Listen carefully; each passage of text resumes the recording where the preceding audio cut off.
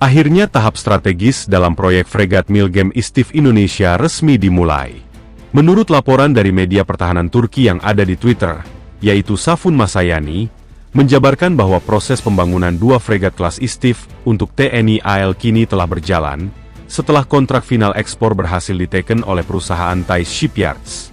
Skema pembiayaan untuk pembangunan 2 fregat Milgem tersebut akan didukung oleh Qatar melalui perusahaan Barzan Holdings, dengan nilai kontrak mencapai sekitar $1 miliar atau setara 17,7 triliun rupiah.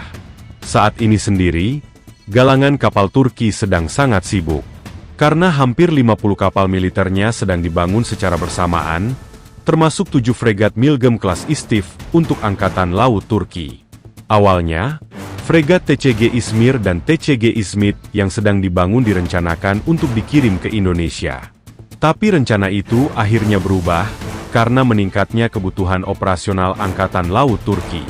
Di perubahan terbarunya, kapal TCG Izmir, TCG Izmit, dan TCG Ichel akan langsung dimasukkan ke inventaris Angkatan Laut Turki.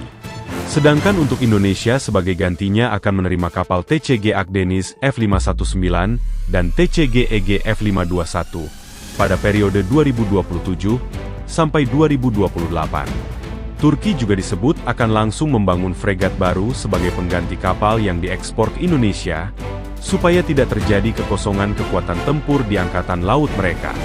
Dan nantinya Indonesia tidak hanya dapat platform fregatnya saja, karena paket ekspor fregat ini juga akan mencakup berbagai sistem persenjataan dan sensor buatan dalam negeri Turki. Mulai dari yang paling sering dibahas sensornya CMS Advent, radar utama AESA Cheng 400N, sonar Versah dan persenjataannya meriam 76 mm MKE, 16 tabung rudal anti kapal Atmaka, 16 sel VLS Midlas yang bisa diisi 16 rudal Hanut jarak jauh Super Block 1, atau Hisar D Quadpack, Siwis Gok Denis 35 mm, sampai 2 peluncur torpedo 3 laras, dan masih banyak yang belum disebut.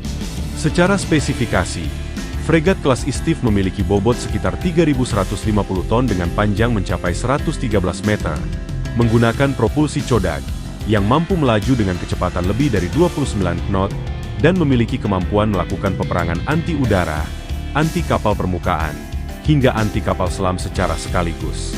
Kalau benar nantinya masuk ke TNI AL, fregat ini jelas bakal menjadi salah satu kapal kombatan paling modern yang pernah dimiliki Indonesia. Proyek ini juga menjadi langkah besar Turki dalam menembus pasar Asia Pasifik, untuk ekspor kapal perang fregat skala besar untuk pertama kalinya. Dan juga menjadi bagian dari kerjasama strategis besar antara Indonesia, Turki, dan Qatar di bidang industri pertahanan dan teknologi militer modern.